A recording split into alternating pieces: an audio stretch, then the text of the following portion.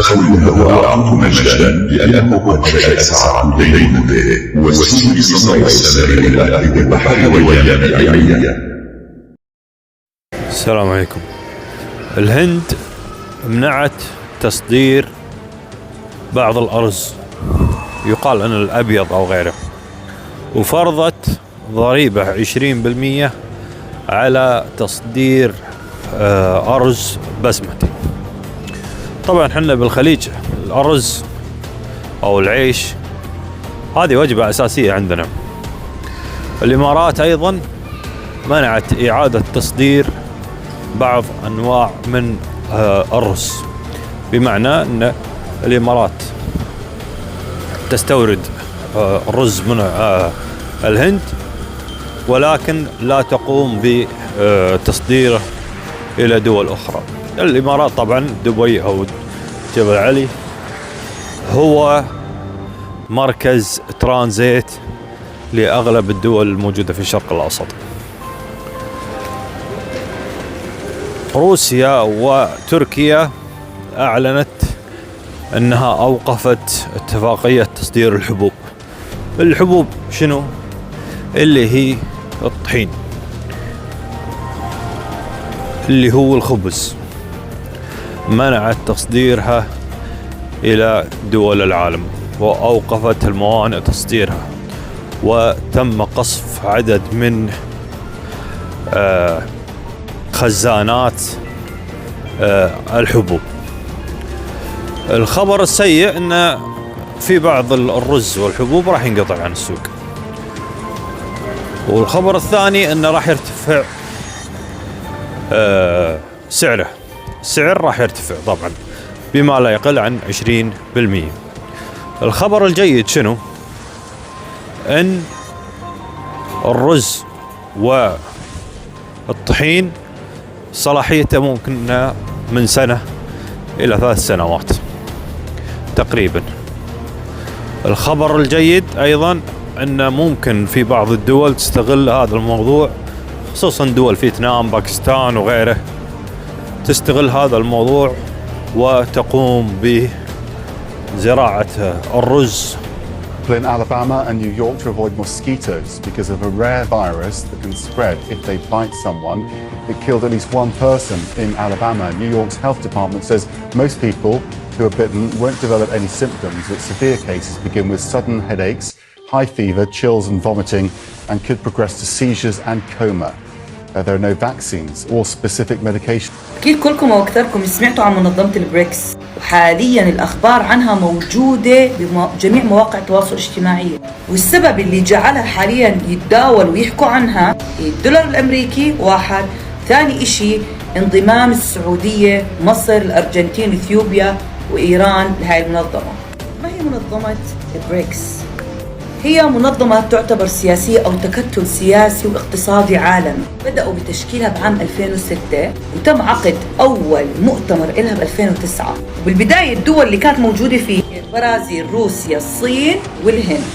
بعدين ضموا جنوب أفريقيا، يحاولوا يحدوا من أهمية الدولار الأمريكي، يعني من هيمنة أمريكا. الشيء المفاجئ اللي صار حاليا إنهم ضموا السعودية ومصر وأرجنتينا وأثيوبيا وإيران. الدول اللي قاعدين تشوفوها منضمة فيها أكثر من 50 ل 60% من سكان العالم. فتخيلوا مع انضمام مصر، السعودية، الجزائر والإمارات. فطلعوا حاليا تصريح وحكي إنهم بدهم يسووا ورقة الدولار كأنها ولا إشي. مع انضمام السعودية والإمارات مع روسيا عندهم ثلث البترول بالعالم، منتوج البترول بالعالم. هم احتماليا إنهم يقروا يعملوا عملة واحدة، عملة موحدة. يعني انت تخيلوا شو راح يصير بالدولار الامريكي. صراحة اي اشي مشان يقضوا على هيمنة امريكا.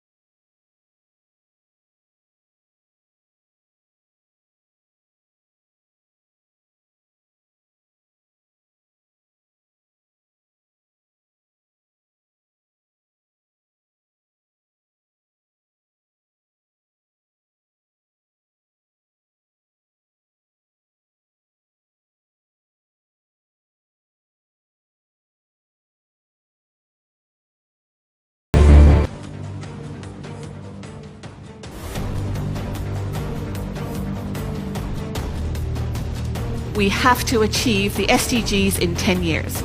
I'm going to talk about that, but with a quick introduction to the Better Than Cash Alliance. We're hosted by the United Nations, and we are an alliance of governments and companies and international organizations that are each committed, each has to commit before they join the alliance to moving away from cash to some form of digital option. We've got to solve this problem.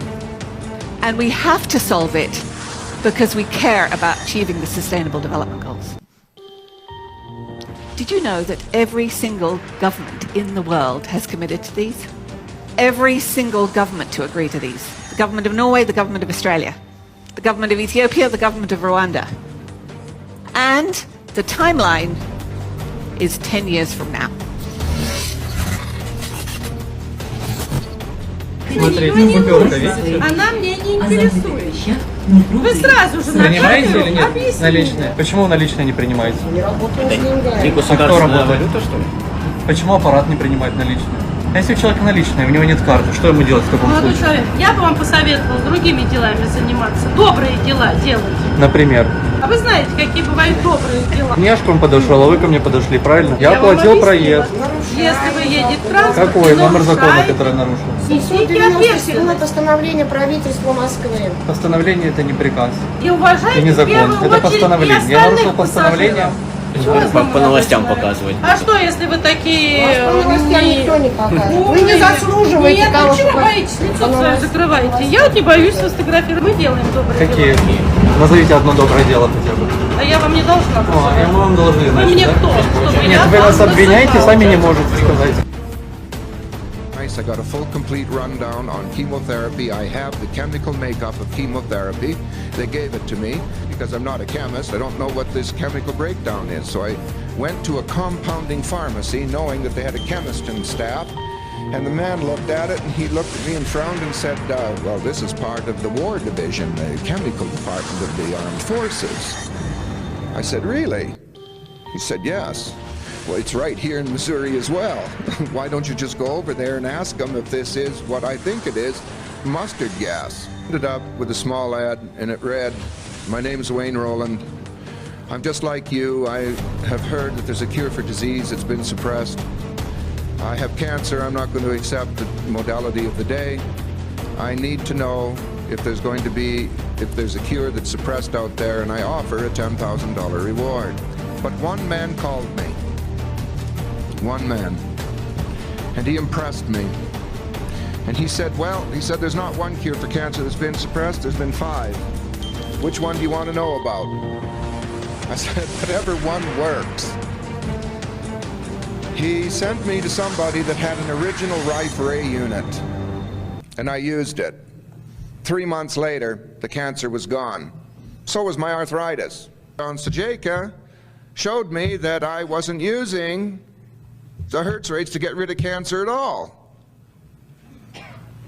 And that upset me, because I paid good money for this. Now, and why did the cancer leave? And I looked at the Hertz rates that I was using, and lo and behold, there were Hertz rates to get rid of worms and parasites. It turned out that the lead poisoning was giving a bed for parasites to breed in furiously, and it was their waste that had given me cancer. I was absolutely in shock. And the more research I did and the further I got into this, the more I found out that pretty much all disease is caused by worms.